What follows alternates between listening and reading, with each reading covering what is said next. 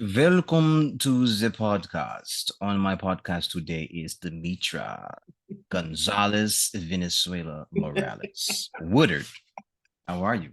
All that fantastic on this terrific Tuesday. All right, she's dating my podcast. Ladies and gentlemen, she's not supposed to do that, but Oh, she did it sorry. anyway. It's Edit that okay. out. Any day now, this will be released. Probably next week, coming to one near you. Um, how was your day? Good. No complaints. No Awesome. complaints. Just making it do what it do, in corporate America. But it's all good. How long have you been in corporate? Ooh. So I've been in corporate America probably over 30 years now. Oh, wow. Um, I've been at my existing corporate America job. Matter of fact, March the 8th, I celebrated 19 years on the books, but a total of 20 years. My first year, I worked as a contractor. So, yeah. As a contractor, what is it? Are you able to say what you do as a contractor? Yeah, it was the same thing. It's just I was not a full-time employee. So, it's like you're working through um a service agent, Okay. like what do they call them? Like the Temp uh, service. yeah, but they call them placement services, I believe. Okay. Yeah, because who I was working for, typically you got hired, full time, and I did. So, but I did that for a year. Okay. So obviously it pays well and you like it to stay for so long.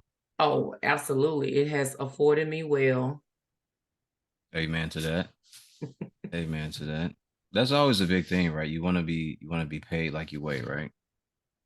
And it's Yep. very hard in certain industries to get to kind of get that type of compensation. But I'm seeing it now more and more where jobs are trying to rehire and redo things like they're hiring people in to kind of like train them so that they get the correct employees so they don't have to continue the cycle of doing it. But that's only certain jobs, not all of them. Yeah, and it's very competitive out here now. Correct. Then people are in the mindset now where, hey, I'm just going somewhere else. If you're not gonna give me what I'm asking for, and what I'm also learning is it's not necessarily the money itself, it's the culture and the benefits. Yes, absolutely. Mhm. Absolutely. I know there was a job opportunity for me to take that I did not because it was during the time my mom was sick. Great pay, but they wanted me to start immediately, and then they didn't want to put time aside or move my schedule around me being able to get to the hospital to see my mom or be with my mom. So I had to not take that because I said, well, if I'm walking into the door like that, I can only imagine if I get sick or someone else gets sick, uh, what Yep. type of what type of foolery I would have to deal with. Foolery. I like that word. Yeah, absolutely. It's one of the words I got from the homie. He put me up on that. So I yeah, use it a lot. So yeah, that's why I like yeah, yeah. Well, it's either that or fuckery, and it. Okay, stick with the foolery. it's one or the other, And I use both of them. Just depends on the environment. Right now we try to keep it a little civil and grown, but yeah, definitely. So for me, my day was pretty cool. I got a lot done.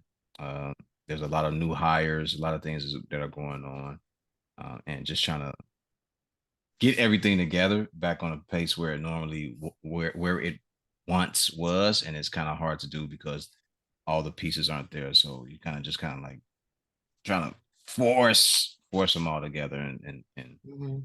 make it work. So it'll happen, or something will happen. Cool. All right. So where did you go to school as far as college? So I went to the University of Southern Mississippi, Hattiesburg, Mississippi, a Mississippi girl, 87 to 91. Telling my age, huh? Yep. That's you telling your age. I ain't tell you to do it, but I don't mind. Hey, I know I look good. I didn't say you didn't. You actually do look good. Here's the thing about looking good in this family. You don't even have to try. It just Man, happens. what? Them jeans run deep. Yeah. Yeah. And that's not bragging. I don't want No, anyone it's not. because people, oh, he always talking about no, no, no, no. Like if you see these people, man, if you Yeah, just look at these people, you will go, man, yeah, what is that? yeah. It's damn So near all of them. And the only way it gets away from you is if you don't take care of it and give it the proper maintenance. yeah, But that's true. yeah, but for the most part, everybody got good genes. Everybody, everybody, Yeah. for sure. Yeah, I often find myself, me and Ryan be going back and forth, and we be talking to each other about it. I'm like, man, whatever they did, they sprinkled it in there correctly. Hey, I I don't know ain't what it mad, was. dude. I And ain't mad. I'm okay with it. hey, I am not mad. I get up and thank God in the mirror, not a few times a day. What's that old saying? Are we easy on the eyes? Yeah, very easy, man. Listen, I'll say this someone said this years ago when we were younger. They said I was the ugliest of my two sisters. And that ain't saying much. That's what someone said. It's like he ain't ugly. They was like, well, he's the ugly side of them. Oh goodness, no, we ain't ugly by no means. Mm-mm. God was good on this one. Cheers to that. Cheers. Uh, we drinking water, people. We are not doing anything else. I'm detoxing and cleansing. Got to get my workout Okay, in. cool. Yeah, yeah, yeah.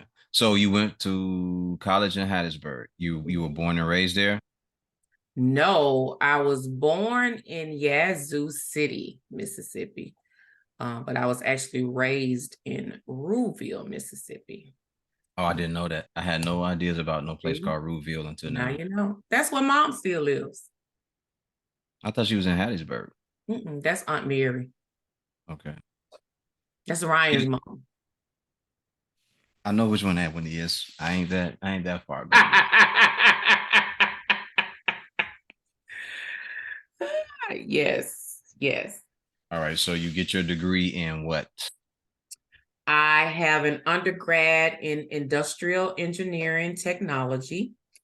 I have a master's in quality management, and I have several certifications in project management, life coaching. Um, yeah, I have several Okay. certifications. So yeah. What made you choose to get a certificate in life coaching? Oh, it's funny you asked me that. Great question. So I realized that I've actually been coaching for a long time, even in high school. And when I went to the University of Southern Mississippi, I actually went on a basketball scholarship. But my very first week at on campus, literally, I broke my ankle on both Oh sides. wow. What? Yes, yes. Broke my ankle on both sides. And so at this point, my basketball career is over because, of course, back then, it wasn't the technology that they have today. So I literally walked on crutches for 6 months and then a cane another Oof. 6 months. Mm. So, but I was smart.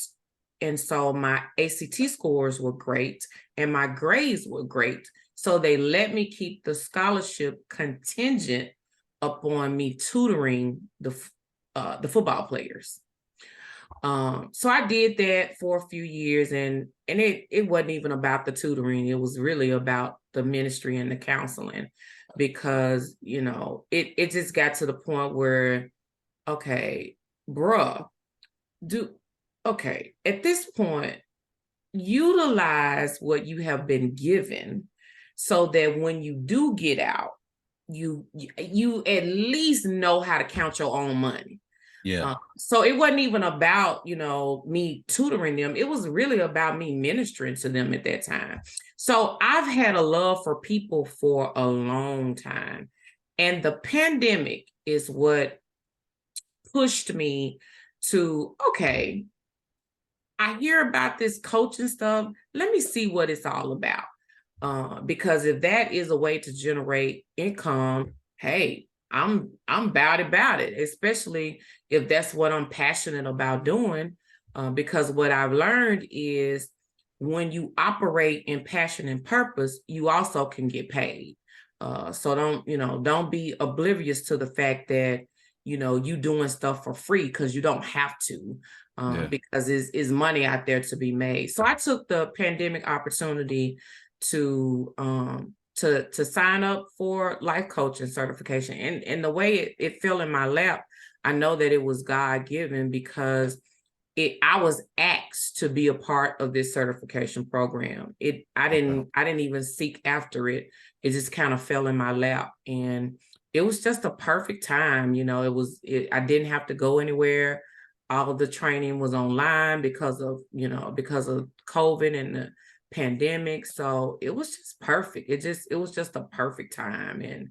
And so I knew at that point I needed to just roll with that. Okay. In the process of getting that, did you have your own role model or mentor? I should not say not role model, but mentor. Did you have your own mentor outside of your mom? Yeah, I have several people that I admire, and we communicate on multiple levels. And let me tell you what really sparked the whole life coaching thing. I have a good friend, old college roommate.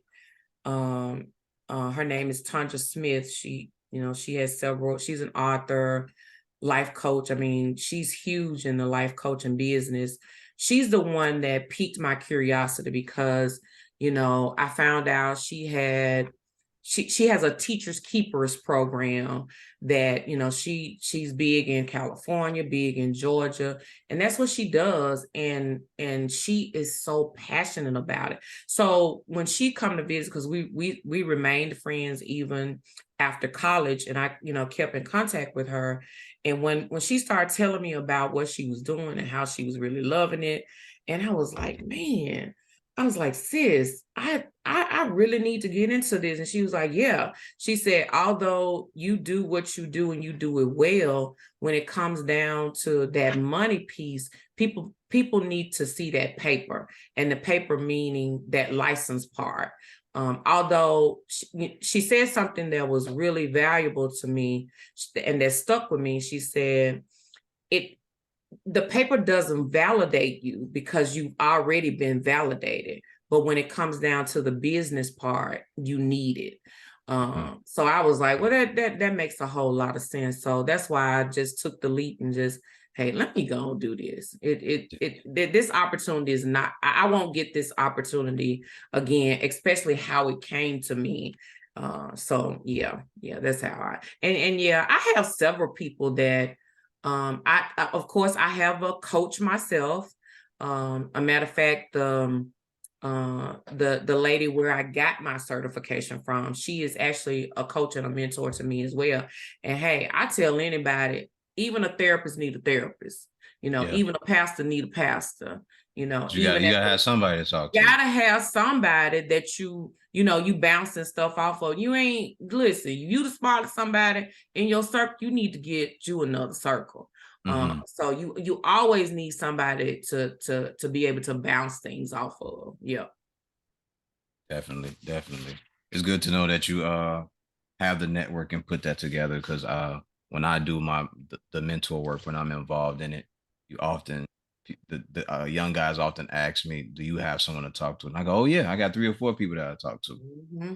And they go, "Really?" I was like, "Yeah." I was like, "Everybody should have someone to talk to Yep. because you want to be able to help those in need, but you also need to help yourself. And you also need to, sometimes there may be a point where you need to unload or you need to be built back up spiritually and mentally. So Absolutely. you absolutely need to have people in your corner that you can talk to um, and bounce ideas off of, or just be fed so you can get through your day or through your week or whatever it may be. Absolutely. It's very much needed. I'll say that it's well needed, very much needed.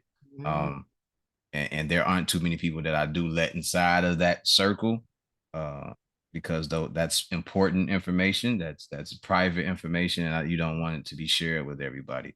But everybody else, they get the spin job. If I don't know you like that, you get the spin job. I'll tell you anything. I'll tell you I walk dogs for a living. you know, but it ain't, and if you believe that, you just believe it. I don't care, you know. Well, So I'm at an age where it doesn't even, I don't even use my energy to even talk about it, to even bring it up as a subject, because, first of all, I'm not going to even allow you to come that close to even asking me those type of questions. So just me though. yeah, yeah, I just do the spin job. Skirt. I just do the spinning, you know. I kind of enjoy it. I think I get entertainment out of watching people think they know the truth when they Oh, don't. see. Just causing mess. Just causing mess. Causing mess. So you have your own mentors. Do you do your own mentor work? So, yes and no, because I do partner with some others, where we have a few programs where we mentor young adults.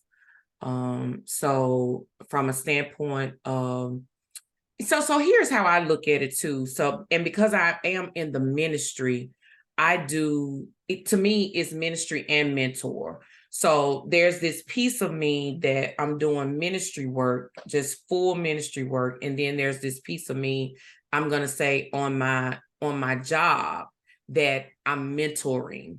Okay. And so, because I have people that come to me on my corporate job that are not even team members, they come out to me outside of, my direct organization, because they've heard that I am a great mentor.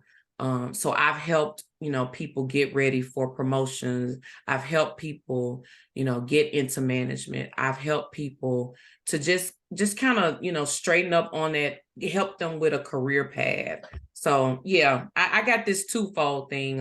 I'm definitely a mentor in corporate America, because I do understand that is an assignment of mine as well. And then I have my ministry/mentor work. Okay. Okay. In your ministry, do you sing? I do. I do. But Okay. you know what? I have not sang in a long time, because now that I'm in a different I joined another ministry, so I don't think, see, somebody gonna be watching it. I don't think they really know I can sing, and I'm okay with that. Because I'm okay with not having to go to rehearsal and all that. I was told that this family knows how to sing. I'm not sure if that's true or not. Um, for the most part, yeah, I would say that. Yeah, I can carry a tune very well. me too. hmm Yeah, yeah. Yeah, yeah. It's there. It's there. I think once upon a time I heard some of the aunts singing together. Really? When was there? Yeah, I ain't never heard that. But anyway. I was like Well, first 9. of all, when have you seen all of them together anyway? But that we not Hold gonna on, that. we ain't gonna talk about that because even in the midst of having seen them together, Ooh, okay. some madness. It's a traumatic experience. Speaking about it right now, I might cry. I was traumatized from that. You know, I never seen them get Okay. together like that, We ain't and gonna they do would, that. That's another yeah, topic. That's a topic where we talk about trauma. We ain't talking about trauma yeah. today. Nah, we ain't gonna do no trauma, but we can talk about like mentally healing. Do you find it hard, or is it something that you get a joy out of trying to help people get to a better place when you're Oh, dealing I with get their an men? absolute joy out of it, because it's important for me. So first of all, for me, mental health is health. And what I have been very intentional about in the past, especially the last 10 years, I would say even more, but specifically in the past 10 years, is to get in that space where I am mentally healed. I realized, probably 10, 12 years ago, that although I thought I wasn't, because things things were triggering Mm-hmm. feelings for me. And I realized, I was like, okay, D, something ain't right. Let's go sit on a couch Yeah. and talk to somebody about this. because if certain things are triggering me, then obviously I had not healed from it. So yes, when I get an absolute joy when I talk to people and we're able to get to that root of what's keeping them from their goals. Because as a certified professional life coach, I'm not a therapist. I'm a coach. I'm trying to help you to get to a particular goal. But what I find in when I'm talking to clients or even when I'm mentoring people, I realize that they have a root of something that has not been resolved. So I'm very adamant to them to, okay, you got to seek help for this because it's keeping you from maximizing your full potential, and because of that you don't want that. So I strongly suggest that you go talk to a therapist, because this is not something a coach can fix for you. This is, you need to literally go see a therapist. And so with that, I'm very intentional about my mental health. I have a strong practice, a strong routine that I do on a daily basis. I get up at 3:30 every morning. I start my day first by writing 3 things that I'm grateful for. And although I've been doing it a long time, I realized that I really hadn't repeated anything, because once you start something, you realize that the magnitude of how blessed you are. And it just kind of helps set my pace. When I don't get into that pace of writing the things I'm grateful for, doing my prayers, doing my meditation, working out. When I don't do that, if I wake up and I'm all discombobulated, my day doesn't go well. I have to take a step back and say, okay, you can't allow this to impact your entire day. Let this be a moment. So I literally have to take a breather, because I've been thrown off because I got out of my routine. Routine is very important for me. I'm a very structured person. So I have to somewhat stay in my routine. Can I be spontaneous? Of course I can. So am I flexible? Of course I can. But there are a few things that I am very strict about because it impacts my mental space. Absolutely. I wake up. I'll share mine. So when I wake up, I do my stretches. I either pray or I meditate. I eat fruit. I drink some room temperature water, and then I go and take my normal shower and everything like that. So, and then when I'm in the shower, I speak positivity to myself. Yes, absolutely. Yeah, yeah. I Yeah. do not I write the have three affirmations things. all on my mirror in my bathroom. I write, Okay. affirmations on my mirror. Just I do that. I change them up periodically. They may stay up there a couple of weeks, but I'll change them up periodically. Yeah, you have to remind yourself, Yeah, affirm yourself, just to yeah. kind of stay in that And positive. I think part of that, at least for me, I know I'll say this as well. I know how I know what this family has been through and the things that we have been through for ourselves, as away from our aunts and uncles. So I know there's a lot of traumatic experiences that have been passed down to us. Mhm. So for me, it's not just, you're not just doing it for yourself, but you're doing it for further generations, and so people can see that, like, this is something different that has taken place within this family and within this person, specifically me. I've done things to change. I'm very introspective. I sit home alone. I'll meditate. I'll talk to myself about the things that I've done versus where I am right now. And I'll also say that to heal, for me, healing years ago, I guess about 7 to 10 years ago, started with sitting with myself and saying, what don't I like about myself? And then what do I need to do to better myself? And once I got to that point and you start looking at this list of stuff, then you start looking at the things that actually have been impacting you. Why am I angry? Well, these are the reasons why I'm angry. All right. Why am I violent? Well, these are the reasons why I can be violent. All right. What would I like to do to change those things? And once you start answering those questions, you start finding out there that the better person in you that exists is just been hidden beneath all this traumatic experience that has never been talked about and never been dealt with. Yeah. And I would like to suggest that anyone who is listening, when you hear this, you should probably do the same. And if you're not going to do that, you should just go talk to somebody. Sit on the couch. Yeah, healing is your own responsibility. Mm-hmm. Healing is not anyone else's responsibility, is your own responsibility. It absolutely is. I know people, or I come in contact with people from work or when I'm out. They like to speak on what everyone else is doing or not doing. But it's all but when you ask them, well, what are you doing? Is Mhm. your life perfect? You know, and they're sitting there looking at you. And you, for me, I'm looking at you knowing that you have trauma, knowing that there's something wrong because you continue to speak on everybody else and what they're doing, but looking at you and asking you that, they act like everything is okay in their world. And it's not, because no one is perfect. You just Mhm. choose not to share what's going on in your world because you know it's just as messy as everyone else is. Yep. Yep. And oftentimes when you deal with people like that, they still love to point the finger at you, but there's always a bigger mess behind the scenes with them. That's good.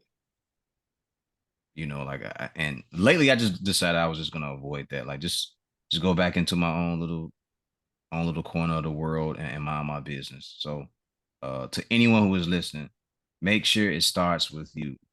Mental health is important. I Yep. also say this because I think I said it on another podcast. A friend of mine last year, while dealing with my mom and her battle with cancer, a young man who I was very cool with, he invited us over, me and several other friends. And when we got there, he blew his brains out when we got there. All right. Mhm. So I don't know what he was going through. He never did tell us. He might have told his mom. I don't know. But make sure that you're doing your own check on yourself, or maybe make sure that you're talking to the right person and confiding in the right people.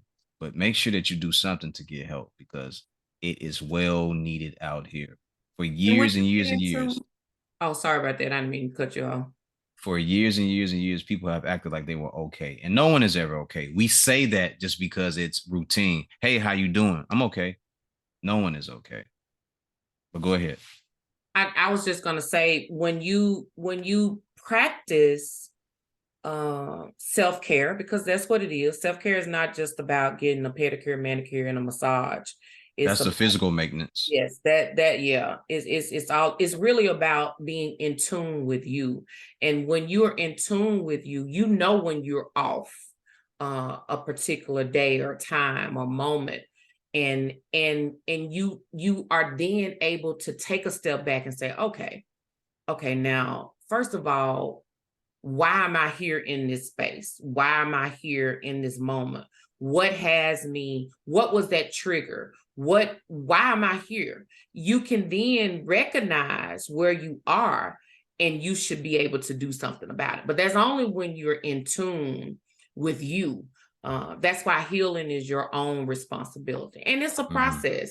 It's a process, and you must be intentional about your process. Yeah, definitely. I'll agree with that. For me, and I can only speak for me. If I do not practice these things, someone is gonna need bail money for me. So, and that's not to be tough. That's not to uh try to sound gangster or rough and rugged, but this family is a little off. And when things are not kept under control, shit happens and shit goes the wrong way. All right. And for me especially, I can only talk about myself. I know what triggers me. I've gotten to the point where I know how to deal with those things. But at other times, instead of just dealing with the person, I'd rather just leave people alone because there is a misunderstanding that these days and times people think that they can say whatever they want, and that's fine.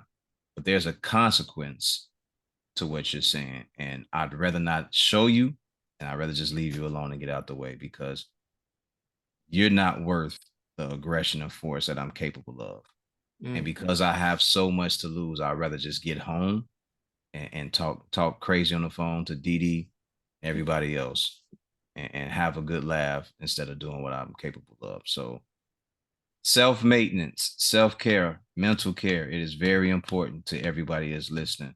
Make sure you have the right people around you to talk to. It is needed. It is much needed. You Absolutely. you cannot heal, you cannot do well in life without having some type of healing on the inside. Health is wealth. especially mentally. It Your is. body needs to be healed correctly, and it needs to be a fine oiled machine, fine tuned machine. And then mentally, you need to be as sharp as possible. You need to know the things that trigger you in the wrong way. And you need to be able to talk to people about it. Hey, I don't like the way you said that. I don't like the way you did that. And if they don't comply, if they don't agree with what you're saying, that's not the type of person you need to be around. Yep. Totally agree. Yeah, Totally. yeah, yeah, yeah, yeah. You cannot heal what you don't confront.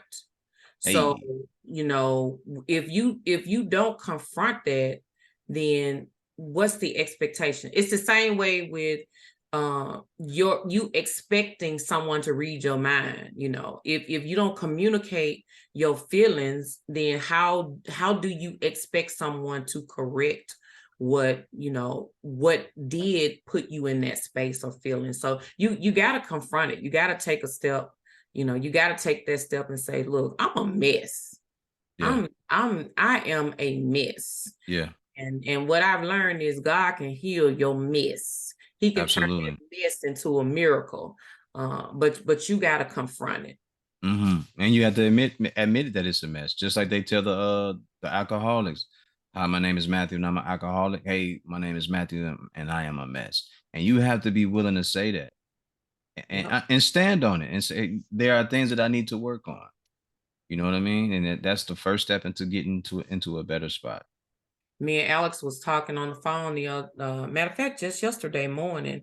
And I was like, girl, you're gonna make this a tweetable moment, even though I don't use Twitter. I do post on Facebook though. She said something that just really hit me, and it made me really think. She said, Mom, I was listening to this podcast, and the guy said, you cannot heal a body that you hate. Mm. And I was like, okay. That's right. You show right. And in essence, what we got to talking about, and I was like, okay, that's probably why people fall in and out of this emotional eating. They fall into these different ruts, or you looking in the mirror and you don't even you hate what you see, because it's a difference. For me, I look in the mirror and I say, okay, girl, you need to get rid of this foo-poo, this stomach. So what you gonna do? I don't necessarily mean I hate it. I know I got to do something about it. But think about if you sitting there and you literally hate what you see. So if Yeah, you hate what you see, you're falling into this self-destruction. I was like, ooh, that was good. That was yeah, really yeah. You sitting there looking at it. You know what's there, but do you love it? Do yep, you love it? And if you don't love it, what are you willing to do to change the way it looks? yep. Again, it all starts with self. All right, Yep. I have a question. Is failure a loss, or is it an experience?